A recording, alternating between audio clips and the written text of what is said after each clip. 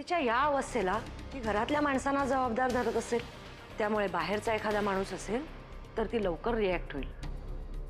तुम्ही माझ्या फक्त या एका गोष्टीला परवानगी द्या. माझी खात्री आहे आपल्याला नंतर काही करावं लागणार नाही. अमृताच्या जीवापेक्षा कुठलीही किंमत माझ्यासाठी कमीच आहे. माझी अमृता माझ्यापासून लांब गेली त्याचं काय आता बाई? यातून बाहेर पडायचं असेल तर एक उपाय आहे. आपल्या कुटुंबाव्यतिरिक्त आणखी कोणी तिच्या जिव्हाळ्याचा माणूस तिच्याशी बोलला, तिच्याजवळ बसला तर कदाचित ती लवकर बरी होईल. त्यासाठी मी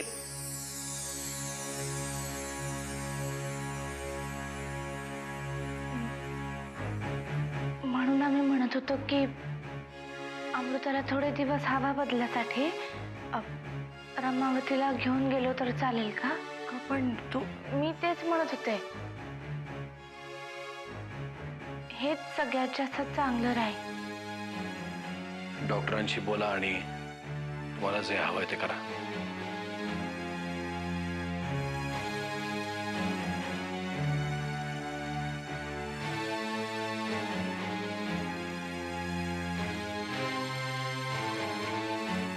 अगं राणी माझी जवळ ये ना, आता वाजले 12 राणी जवळ ये ना. ए राणी अगं जवळ ये ना. आली. आज आठवण झाली माझी. मला असं वाटलं विसरलात की काय मला. असं कसं विसरेन बाई, तुला मिळवण्यासाठी ह्यो सगळा खाटाटोप चाललेला आहे. तुझ्यामुळं तर सुमी नावाची धोंड दूर केली की नाही. ते सगळं ठीक आहे, पण सगळं व्यवस्थित झाल्यानंतर नेहमीप्रमाणे ज्या व्यक्तीने तुम्हाला मदत केली आहे त्याला विसरू नका म्हणजे झालं. असं कसं विसरेन, तुला कसं विसरेन. तुला तर आता मी लग्नाची बायको बनवणार आहे, लगीन करणार आणि किल्लेदारांची सून म्हणून घेऊन जाणार तुला. अच्छा, पण लोकांसाठी मी मेलीये त्याचं काय? जिवंत करून टाकू. हाय काय नाही काय. पण तरीही मला असं विचारायचं आता काय विचारायचं नाही तुला. नाही लय एवढ्या वर्षांनी भेटली, मास्तरी सारखे प्रश्न काय विचारते.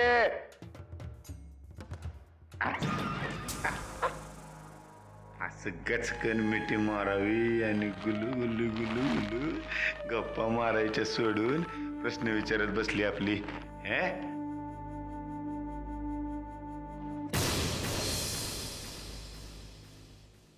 नको, तुमच्यापासून लांब राहिलेलंच बरं. कारण जी जी माणसं तुमच्या जास्त जवळ आली आहेत ना ती ढगात गेलीत.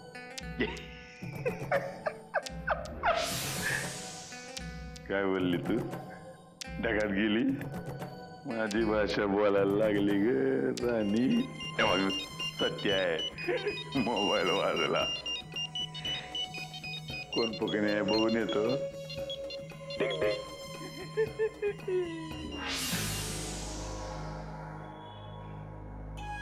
याच्या मनात नक्की आहे तरी काय? विश्वास ठेवण्याच्या लायकीचा नाही हा.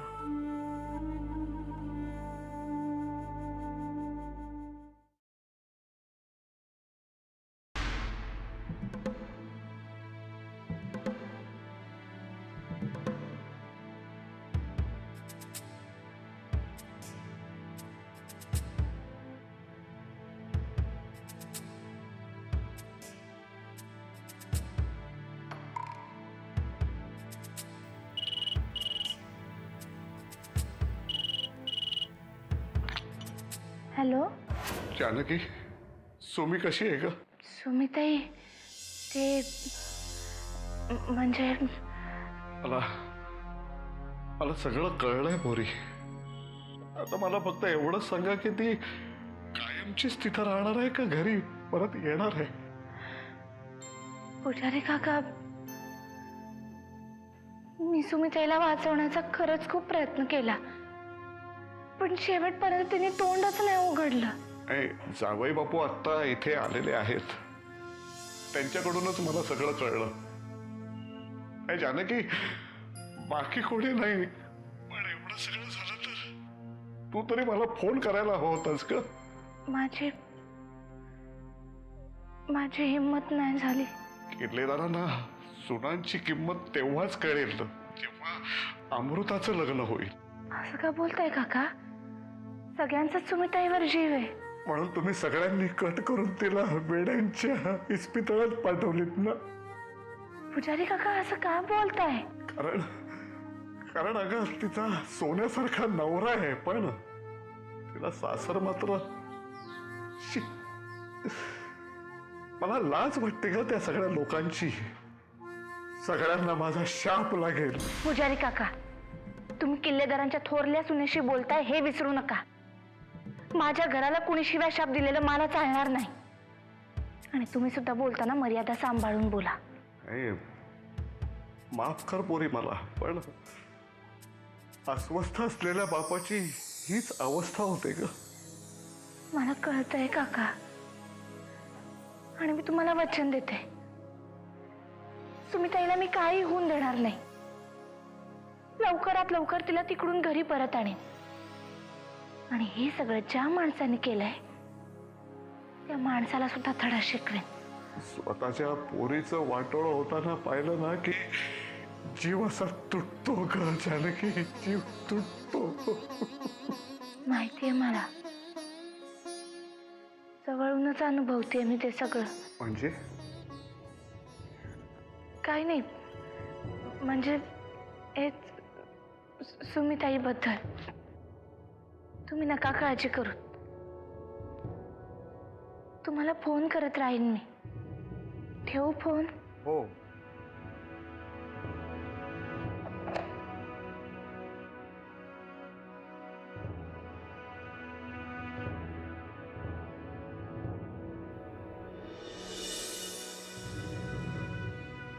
पुजारी काकांचा फोन होता.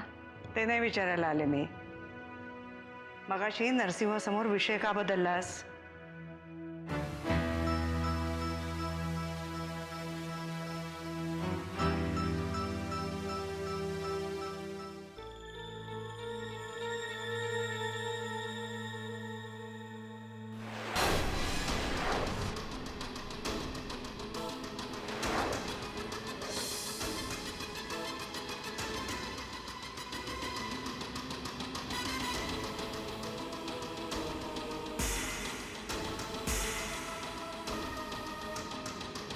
आत्याबाई,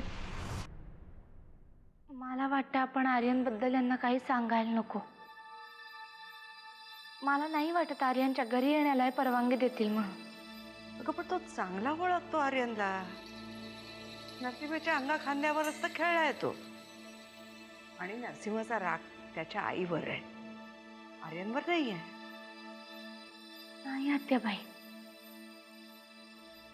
त्या युगंधराबाईंनी अमृताला पळवून नेल्याची बातमी जेव्हा पेपरात छापली तेव्हापासून ते त्यांच्यावर भयंकर चिडले.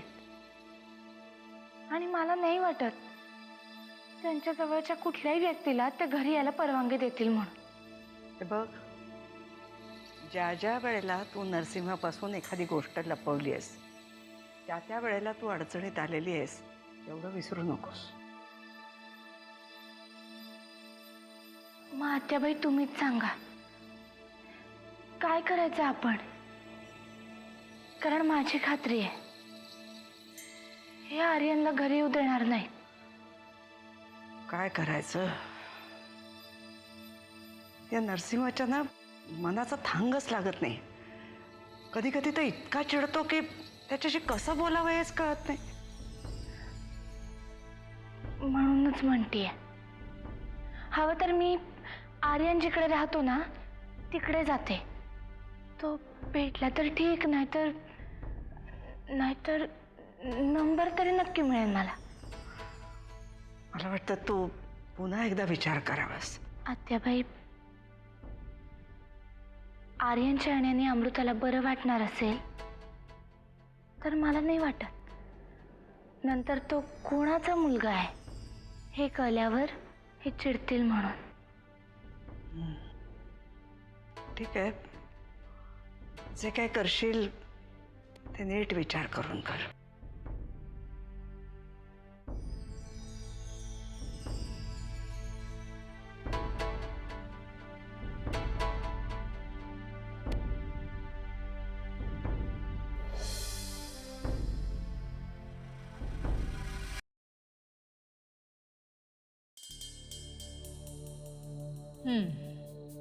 एकतर इतक्या दिवसांनी भेटायला यायचं आणि अर्धा वेळ फोनवर बोलण्यात घालवायचा. जाऊ दे ना, कशाला बोलते मी. तुम्हाला खरं सांगू, तुम्ही माझ्याबरोबर असताना तेव्हा मला कशाचीच भीती वाटत नाही.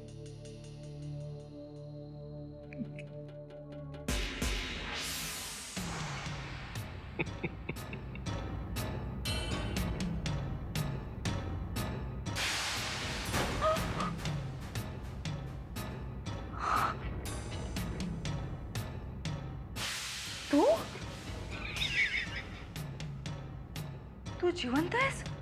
अरे वा, ओळखलं म्हणायचं की. हा, अरे ओळखणारच. मास्तरीन बाई आहे ती. वर्गातल्या द्वाड मुलांना बरोबर ओळखणार.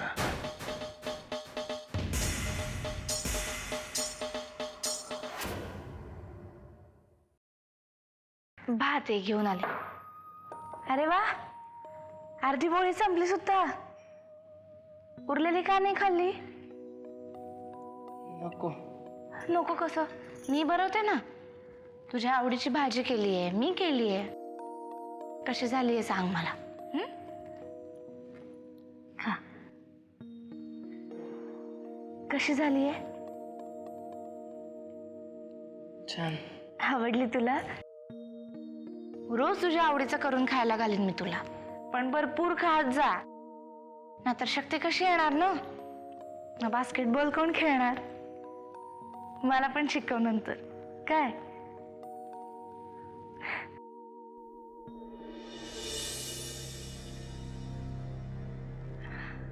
अरे वा, बाबा पण आलेत. त्यांना म्हणावं या, आमच्या बरोबर बसून जेवा. हा, या. काय झालं? बाबांबरोबर बसून जेवूयात ना, कारण अमृताला बाबा खूप आवडतात ना. अमृता, अमृता, अमृता, तुम्ही बसा ना. हे बघ, बाबांबरोबर बसू.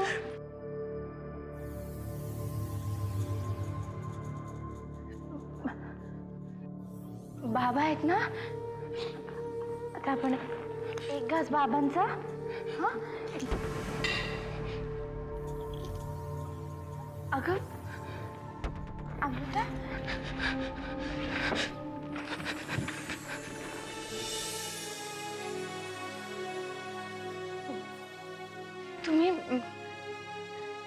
तुम्ही ना का काळजी करू. एक पोळी खाल्ली आहे तिने, ती होईल हळूहळू नीट.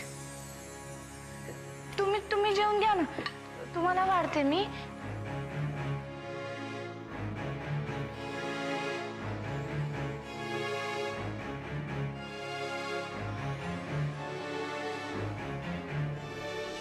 काय मास्तरीन बाई, कसा वाटला तमाशा? तुझ्यासारख्या माणसाकडून अशा घाणेरड्या कृत्याची अपेक्षा होतीच मला. अरे, जो स्वतःच्या भावाचा नाही होऊ शकला तो दुसऱ्या कोणाचा कसा होईल? असं काय करताय? पहिली चूक तुम्ही केली. जानकीला हाताशी धरून तिच्याबरोबर हात मिळवणी करून सगळा गेम माझ्यावर उलटवण्याचा प्रयत्न केला तुम्ही. अच्छा, म्हणून तू असा वागलास होय माझ्याशी? काय करणार, तुमचाच विद्यार्थी आहे. मी एक साधं गणित मांडलो म्हणजे बघा, राग्याला तुमच्या समोर संपवला आणि तुम्हाला वाकणीस समोर. आता संपलेला राघोबा संपलेला वनिताला संपवणार. मग कोणाला काय कळणार आहे? असं गणित आहे ते. तेव्हा नरवीर राघोबा दादा आता रणरागिणी वनिता बाईंवरती हल्ला करणार. आक्रमण. हे तू लांब हो, माझ्या जवळ येऊ नकोस. लांब हो, लांब हो, नाही तर चिरून टाकेन तुला मी. घाबरलो. फक्त गळा दाबायचं मला. मी मी मी खरंच मारेन तुला. असं मी खरंच मारेन तुला. अरे बापले. मी चिरून ए याला सांगा, मी खरंच मारेन ह्याला. तू तू जवळ येऊ नको. जवळ नको येऊ. ओ शेट, अहो पळाले किती. पकड तिला आणि लगेच संपव. ती संपली नाही तर ती आपल्याला संपवल. पळ. होय होय.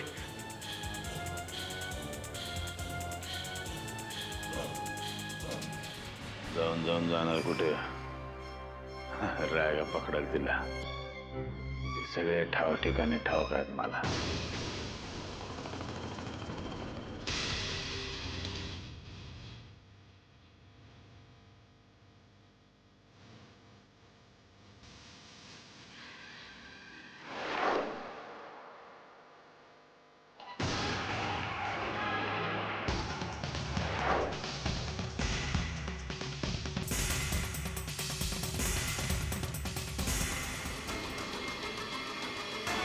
वनिताबाई तुम्ही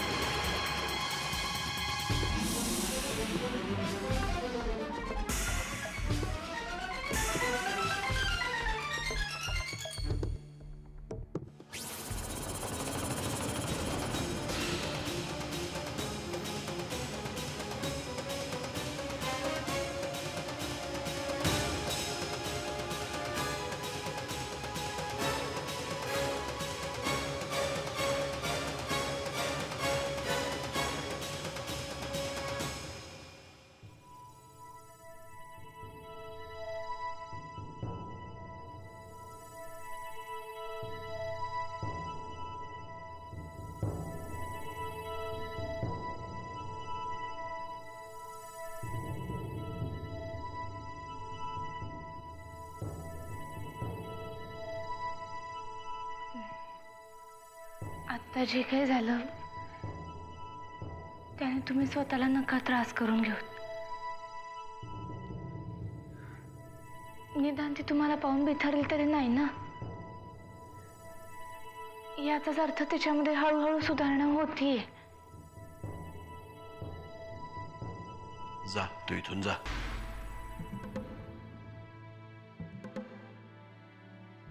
नका स्वतःला त्रास करून घेऊ. तुमचाच मनस्ताप वाढेल. जानकी, मला तुझ्या पोकळ सांत्वनाची गरज नाहीये. एकदा माझ्या जागी येऊन विचार कर, म्हणजे तुला कळेल माझं दुःख.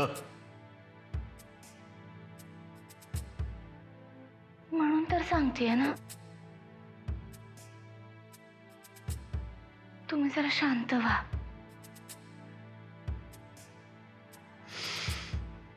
झालो शांत. जा. तुम्ही माझ्या बरोबर बाहेर चला. आपण दोघं मिळून बोलूयात अमृताशी. चला. जानकी, तुम्ही सगळ्यांनी मला खोट्यातच पाडायचं ठरवले ना.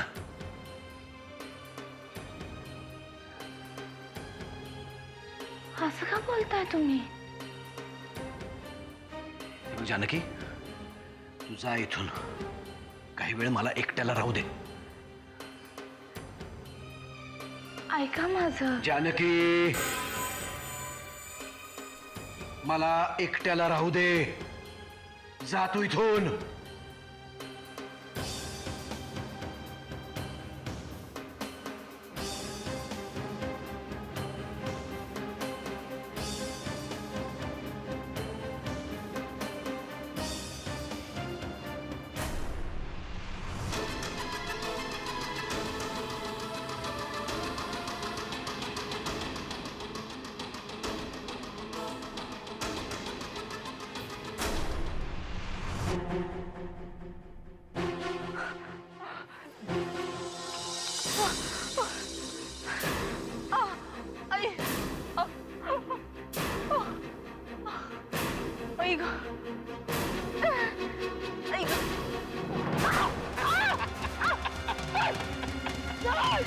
आता कसं सोडून तुला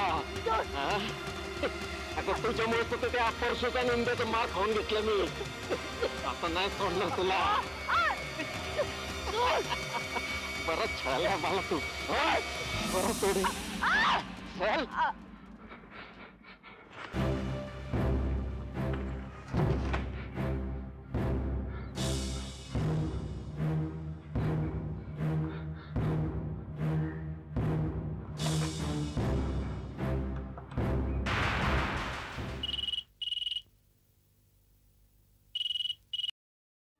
हॅलो. हॅलो जानकी, मी रमावतीहून पुजारी काका बोलतोय. हां, बोला पुजारी काका. पण एवढ्या रात्री फोन केलं? अगं आपली सुमी म्हणत होती ते खरं आहे बरं का, वनिताबाई जिवंत आहेत.